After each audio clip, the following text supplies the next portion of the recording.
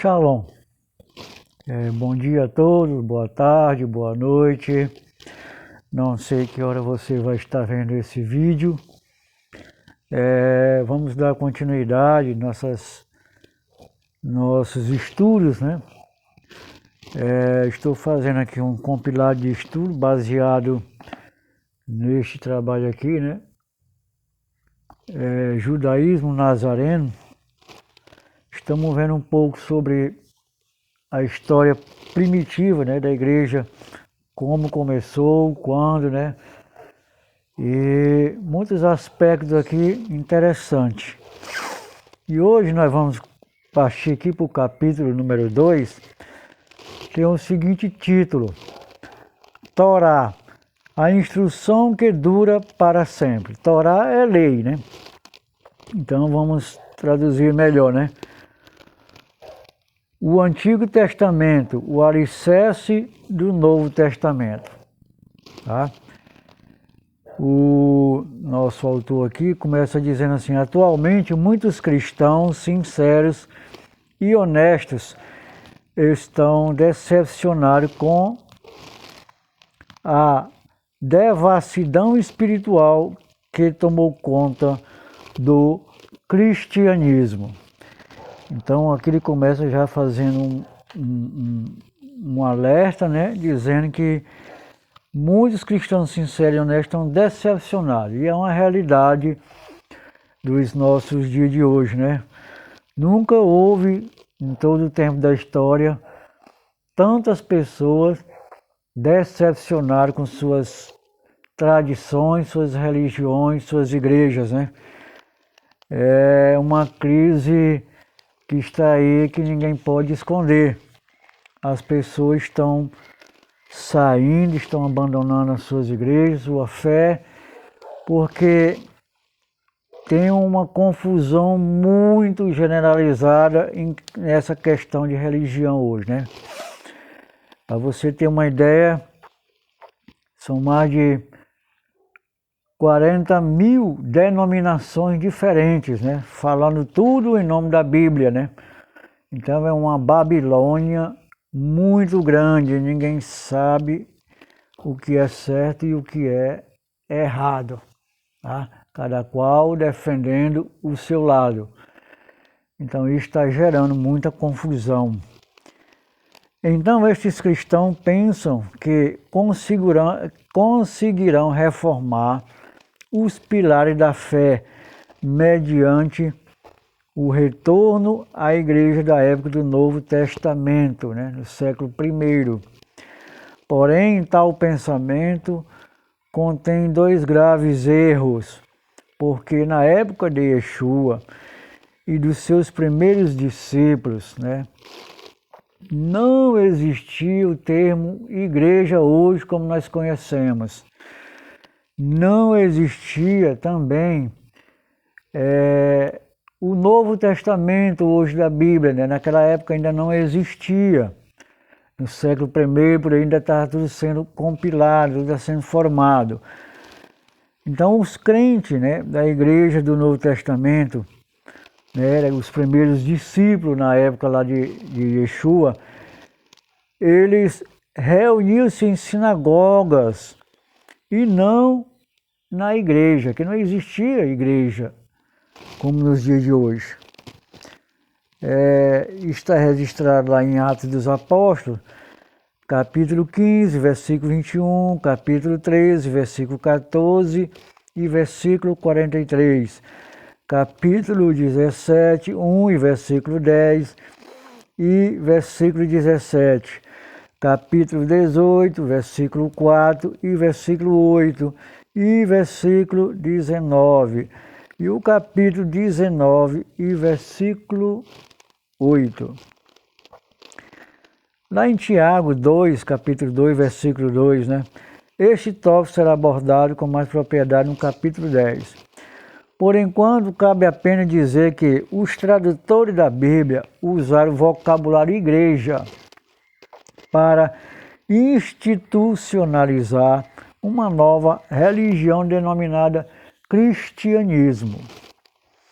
Em verdade, Yeshua e todos os seus primeiros discípulos, eles eram judeus e seguiam o judaísmo juntamente com os gentios. Então não havia essa separação que hoje nós temos aqui, né? Então, os judeus, discípulos de Yeshua, né?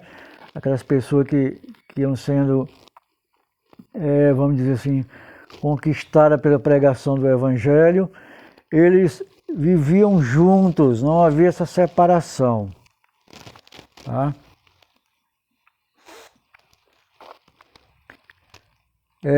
Em verdade, Yeshua e todos os seus primeiros discípulos judeus seguiam o judaísmo. Todos frequentavam as sinagogas. Está lá em Mateus 1, 23, Mateus 12, 9, Mateus 13, 54, Marcos 1, 21, versículo 29, Marcos 3, 1, Marcos 5, 22, Marcos 5, 22, versículo 35 e 36, Lucas 4, 16, versículo 33, e João capítulo 12, versículo 42 e João 18, versículo 20. E Yeshua não veio fundar uma nova religião, vamos entender isso aqui. Muito menos ordenou que fosse construir prédios faraônicos denominados igrejas. Os primeiros discípulos de Yeshua não usavam, assim chamar hoje, quando nós chamamos Novo Testamento, uma vez que esta ainda não tinha sido escrito e compilado. Quando os discípulos se referiam às Escrituras, estavam falando sobre o Taná, que são as primeiras Escrituras, chamado Antigo Testamento, porque eram os únicos textos bíblicos que possuíam. Tá? Vamos fazer aqui uma nota daquela parte que eu li lá do Tiago 2, versículo 2, né? Na tradução para o português, feita por João Ferreira de Almeida, este omitiu a palavra sinagoga, lá em Tiago 2:2. Creio que o objetivo desta omissão se deve ao fato de que a igreja cristã deseja ocultar a verdade. Os primeiros discípulos de Yeshua se reuniam em sinagogas, não em igrejas. Quando Paulo escreveu para Timóteo que toda a Escritura é inspirada por Deus e valiosa para ensinar a verdade, convencer do pecado, corrigir erros e treinar no viver correto, dessa forma, quem pertence a Deus pode ser plenamente equipado para toda boa obra. Timóteo 3, 16, 17. Paulo estava se referindo ao Taná, Antigo Testamento, porém eram as únicas escrituras existentes na sua época. As escrituras já compiladas, formadas, né? O Novo Testamento, vamos repetir, ainda não existia. Além disso, Paulo falou aos bereanos em Atos 17:11. Eles receberam a mensagem com entusiasmo, examinando as Escrituras todos os dias para ver o que Paulo dizia era verdade. Paulo disse que os bereanos eram nobres porque eles não acreditavam em suas palavras, em razão de sua própria autoridade. Os bereanos conferiam tudo o que Paulo ensinou para saber se tais ensinos estavam de acordo com as Escrituras, o Taná, o Antigo Testamento. Vale recordar que os bereanos estavam conferindo se tudo estava de acordo com o Taná, né, o Antigo Testamento, já que eram as únicas escrituras daquele tempo. Paulo disse que eles eram mais nobres porque somente aceitaram seu ensino em razão de este estar de acordo com o Taná, o Antigo Testamento. Isso significa que sempre que estudamos a Brit Hadashah, né, a antiga Aliança Renovada, chamada Novo Testamento, devemos fazer a seguinte pergunta: nós podemos chegar aqui a partir do que já existe lá, no Antigo Testamento? Ou seja, do que já existe no Taná. Se a pessoa acha que entendeu algo do Novo Testamento e este entendimento está contrariando o Taná, o Antigo Testamento, então a verdade é que houve um mal entendido, uma interpretação incorreta das Escrituras. Enquanto estiver fazendo este estudo, pedimos que você seja como um nobre bereano. Olhe para o Taná, Antigo Testamento, e verifique se o que Paulo e outros escritores do Novo Testamento estão ensinando pode ser encontrado lá nas primeiras Escrituras. Que seja,